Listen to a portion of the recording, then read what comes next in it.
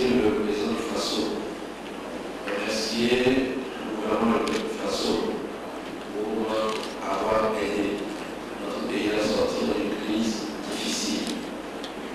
Je voudrais également rendre hommage au président du FASO pour le fait qu'il met son leadership, son expérience, sa sagesse au service de la paix de la sous-région et son aide au développement.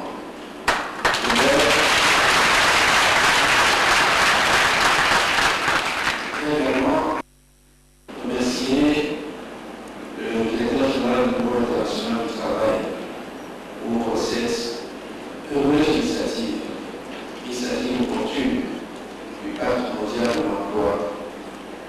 Parce que, essentiellement, nous avons été victimes et spectateurs de la crise financière qui s'est transformée plus tard en crise économique, au moment où nous essayons péniblement de relever les crises énergétiques, puis la crise alimentaire et les effets des changements climatiques. Nous avons été témoins, sans trop bien comprendre, la panique qui s'est emparée des marchés financiers. Nous avons vu des chiffres qui nous ont donné des milliards qu'on annonçait comme nouveau en nous demandant d'où sortait cet argent et pourquoi ne venait-il pas à nous. On ne se sentait pas concerné par cette stratégie. C'est difficile pour nous.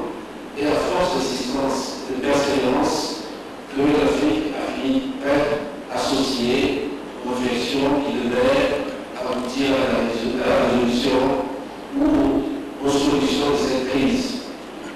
Mais je suis le directeur général du Bureau international du travail.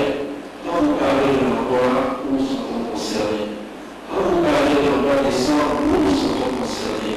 Et quand vous venez en Afrique pour vous associer à nos réflexions, pour voir comment nous allons régler ce problème qui est la traduction vivante pour nous de cette crise économique, la crise de l'emploi.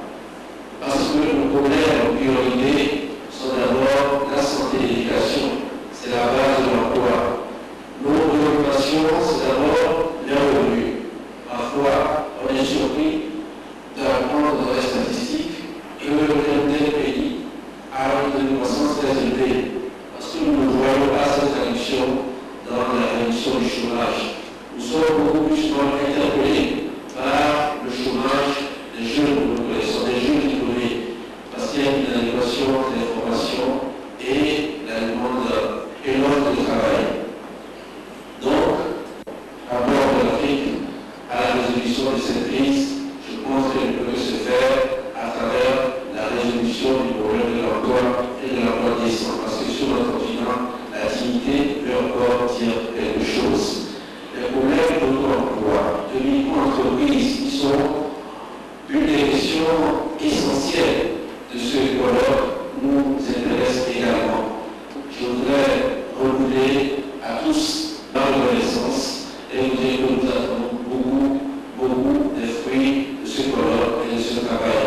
Et faisons en sorte que ce que nous allons, les conclusions auxquelles nous allons parvenir, ne soient pas les mortes, ne soient pas oubliées sitôt la réunion terminée.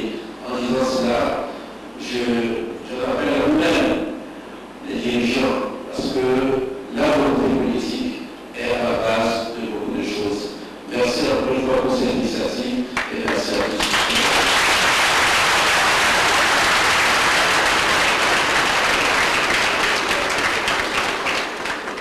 Surmonter la crise par la mise en œuvre du Pacte mondial pour l'emploi en Afrique, tel est le thème de ce premier symposium africain sur le travail décent.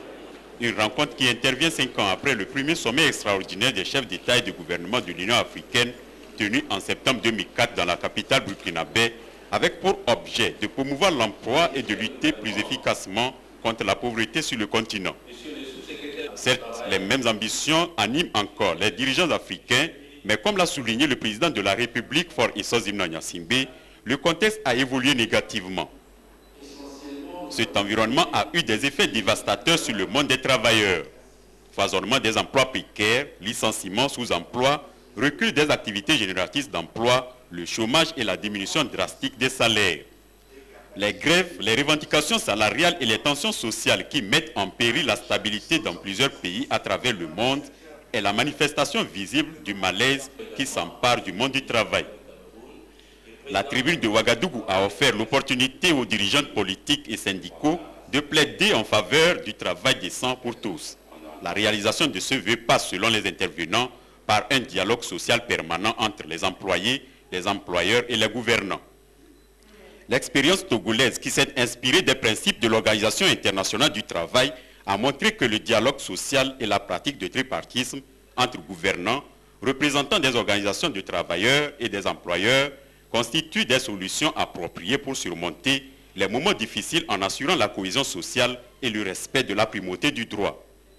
D'ailleurs, le Pacte mondial pour l'emploi met l'accent sur le rôle fondamental du dialogue social dans le contexte actuel de la crise économique mondiale en tant qu'instrument primordial sur lequel doivent s'appuyer les employeurs et les travailleurs pour collaborer avec les gouvernants afin de juguler la crise et assurer une reprise durable. À l'instar du président Faure Gnassingbé et de ses homologues du Burkina Faso Blaise Compaoré et du Sénégal Abdoulaye Wade, le directeur général du Bureau international du travail, João Somavia, a plaidé pour l'accélération de la création et de la reprise de l'emploi. Même son de cloche chez les partenaires sociaux africains qui, par la voix de Mme Rabiatou Diallo, secrétaire générale de la Confédération nationale des travailleurs de Guinée, ont estimé qu'il n'y a pas de développement dans une société où seul prévaut la satisfaction des actionnaires au détriment des employés qui ont droit à un travail décent. Pour y parvenir, il faut soutenir les micro, petites et moyennes entreprises. Il faut surtout, comme cela se fait chez nous, combattre la pauvreté dans les franges les plus démunies de la population en donnant à ces franges les moyens de créer les activités génératrices de revenus. Promouvoir les droits des travailleurs, diversifier les bases de l'économie, soutenir le secteur agricole en augmentant la productivité, donner une priorité absolue à l'éducation, à la formation, maintenir et renforcer l'aide publique au développement, répartir équitablement les revenus de la société, renforcer la sécurité sociale, créer dans nos pays un développement propice aux affaires, mettre l'accent sur l'emploi des jeunes, voilà quelques-unes des réponses à l'épineuse question de l'emploi décent.